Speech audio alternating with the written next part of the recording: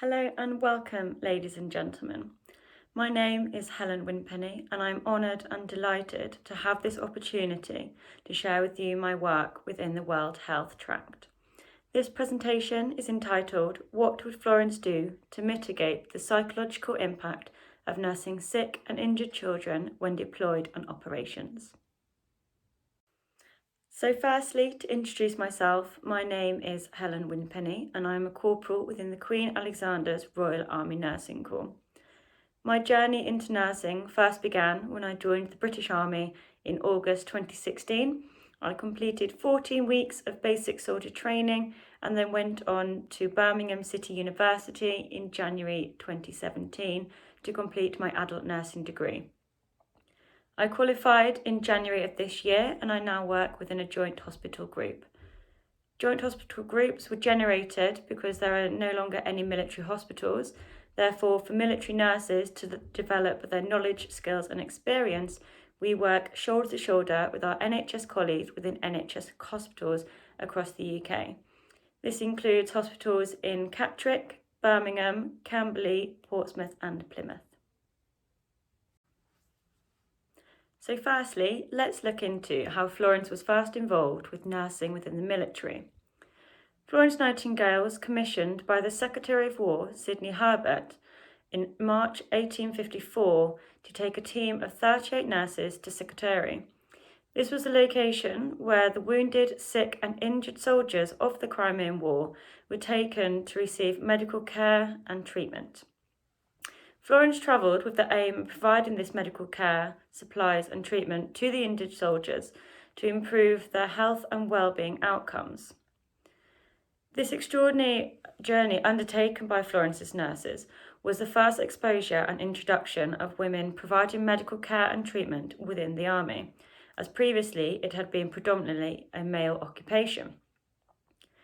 During the Crimean, Florence also began documenting her treatment and her findings, of which Florence did not document any children or any paediatric nursing. Therefore, for this presentation, I'll be referring back to her book, Notes on Hospitals, as this is where she identifies the psychosocial impact of nursing sick and injured children on her nurses.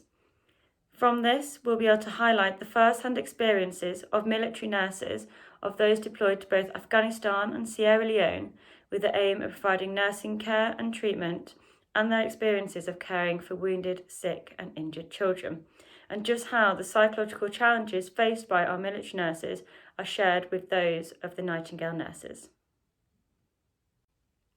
In 1860, Florence laid the foundations for professional nursing by creating the Nightingale School of Nursing at St Thomas's Hospital in London.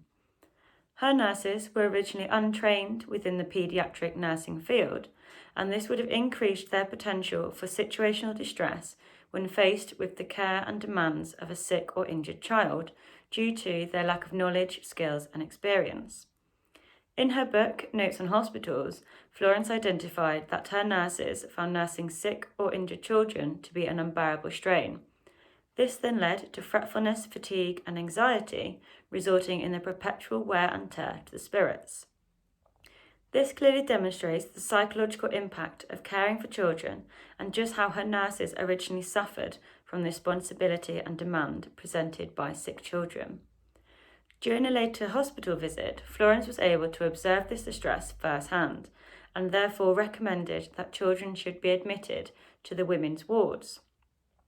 As a result, this would have enabled other women to assist with the nursing care and needs of the child, and would have also provided a psychosocial support to both the child and the nurse, mitigating the psychological impact experienced by her nurses in order to improve their working conditions and their individual well-being. In the modern day, this wouldn't be a suitable method as we now have the paediatric nursing fields. However, 150 years ago, this was a suitable and effective solution. Although military nurses today are professionally trained within the adult and mental health nursing fields, limitations in our paediatric clinical skills and experiences may render us as vulnerable to the emotional impacts described by Florence. Within the last decade, military nurses have been deployed to Afghanistan to provide medical care and treatment to both service personnel and local nationals. During the Operation Herrick era between 2006 and 2014, there were over 7,477 aeromedical evacuations. In addition to this, 7,807 patients were admitted to Camp Bastion Hospital, which demonstrates the scale and intensity of the challenges faced by military nurses within the conflict. During this time, Camp Bastion was also the most advanced hospital within the world for medical care and treatment. Within operations, children can be unintended casualties of war, and our mission isn't to treat children or care for children. However, as nurses, it is our duty of care to be prepared for all eventualities during the operation. Within Herrick, 10% of ITU admissions were children, and for military nurses, providing care and treatment to critically ill children is not within our day-to-day scope during peacetime. Therefore, for many, operational deployments can also be the first exposure to critically ill children. This was found to be exacerbated, and the psychological impact was exacerbated for nurses who were also parents, as they were able to directly relate to the pain and anguish experienced by the injured child's parents, as they were able to create a personal connection with the young child.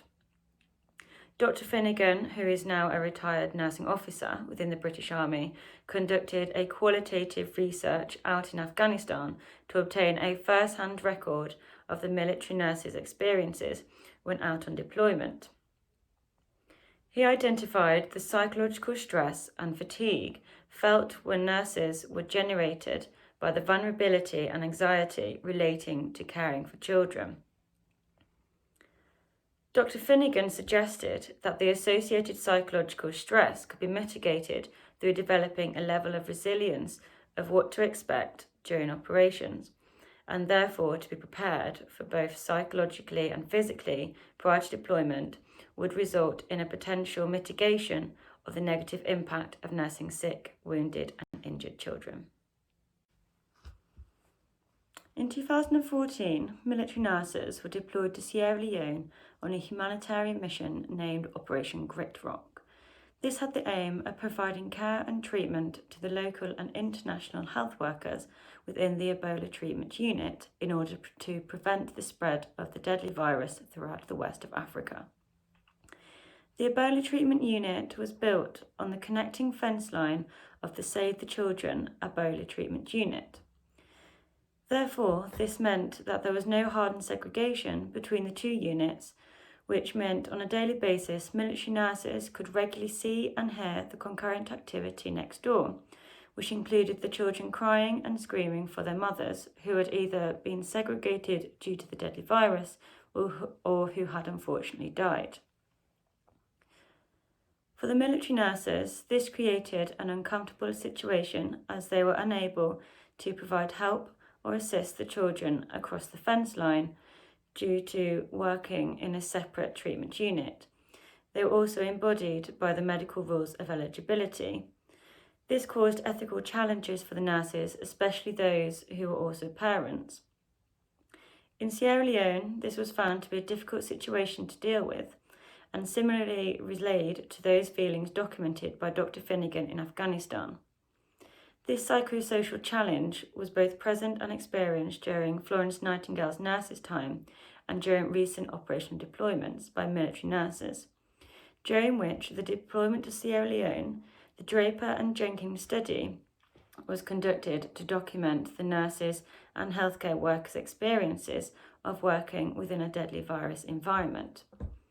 These findings were also documented to learn from those should we be experienced to it again in the future. Draper and Jenkins documented that there was a feeling amongst the nurses that there was an understanding that they'd prioritise the military side first. However, military nurses stated that they'd see a child of say 7 years old from the Save the Children side, and in their mind they'd prioritise the child first. This demonstrated the psychosocial impact on the military nurses for caring for children, or in this case, being unable to care for children due to the operational requirement and the psychosocial impact on those nurses' well-being. This significantly correlates to the fretfulness, fatigue and anxiety experienced by Nightingale's nurses, of which therefore is still very much present within the modern day. In essence, in order to mitigate the psychosocial impact of caring for sick and injured children whilst deployed on operations, we need to be aware of the psychological challenges we are to expect. Within the Defence Medical Services, there is concurrent activity to develop the knowledge, skills and experiences of military nurses prior to deployment through building resilience and practice within a simulation environment. This is done using current operational experiences to generate organisational learning, and simulation allows us to learn from the current operational experiences, which enables real-life scenarios to be used in a safe and practical environment. Therefore, the lessons learned and experiences gained on deployment are shared with our peers, and therefore we are able to learn and support one another within the nursing profession. As Dr. Finnegan recommended, to increase the resilience of military nurses, we need to be prepared for what to expect and also what to potentially expect, even though we don't deploy with the operational requirement to care for children. It is imperative that military nurses appreciate that they may come across paediatric patients whilst deployed and accept this is something they're going to have to deal with effectively within the field. Additionally, it is paramount that we have an awareness of the cultures within the environment we deploy to, and therefore how they may differentiate to our own. By acknowledging their beliefs and ways of life, we can also achieve resilience. This idea was demonstrated by Florence's idea of admitting children to the women's wards, as in doing so, she recognised the psychological strain on her nurses and acted to mitigate this in order to reduce the negative psychosocial impact. This has been an element we can take forward to the modern day in order to professionally develop the next generation of military nurses. I would like to thank you for this special opportunity to speak with you all and take the time to listen to my presentation to share my work with you. If you have any questions or wish to discuss my presentation further with me, please feel free to contact me. My email is at the bottom of this slide. Thank you very much and enjoy the rest of the other presentations.